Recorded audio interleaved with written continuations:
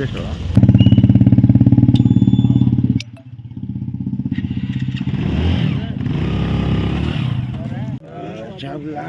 లాంటి షాప్ అంటే వాళ్ళకి టీ పోతున్నారంట. వచ్చినప్పుడు ఏం చేస్తున్నాడు? ఇంటి పేరు బత్తిన. ఏజ్ ఎంత ఉంటుంది? 45. 45. క్యాస్ట్ గౌడసేన. ఏ పని చేయరు? క్యాన్సర్ పేషెంట్, భార్య వదిలేస్తుంది, పిల్లలు వాళ్ళు ఎవ్వరు లేదు సార్. నేను వాడు వంటరోడే కాదు. ఓకే, కూర్చోండి.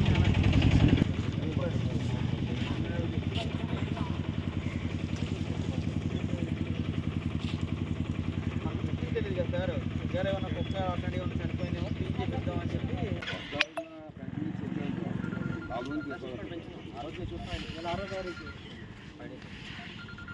ఏ పేరు ఆయన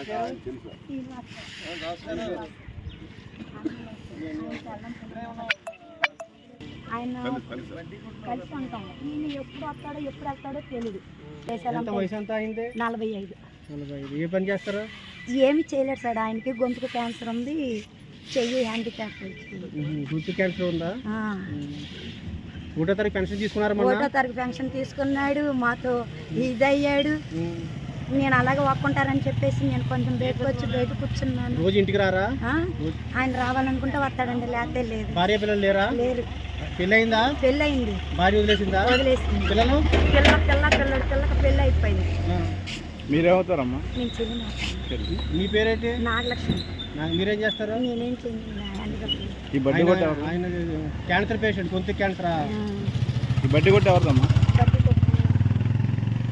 బడ్డీ కొట్టి వాంటర్ ఎవరు? నేను ఏదన్నా పెట్టుకుందామని ఆయన అడిగి తీసుకున్నాను. బడ్డీ కొట్టు. మీకేమవుతారు? అయినా బడ్డీ కొట్టు అయిందని బడ్డీ కొట్టు. నేనే ఏదైనా పెట్టుకుందాం, నాకు ఈ రోజు నీకు ఎలా తెలిసింది ఇక్కడ రావడం?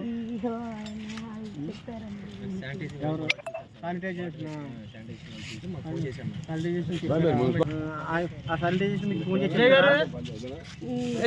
వీళ్ళు ఎక్కడ? మాది బలరం.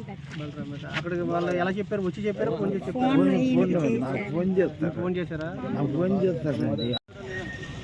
స్థానిక 10వ డివిజన్ పరాస్పేట ఆర్సిఎం చర్చి వంతెన పక్కన నివసించి చిన్న బడ్డీకొట్లో టీ అమ్ముకుంటూ నివసించి ఒక ఆయన శ్రీనివాస్ అనే వ్యక్తి అనుమానాస్పద స్థితిలో మృతి చెందడం జరిగింది.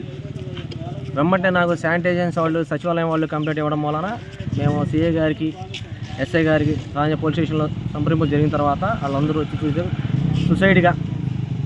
సూసైడ్ చేసుకునే వ్యక్తి చనిపోయి ఉన్నాడు.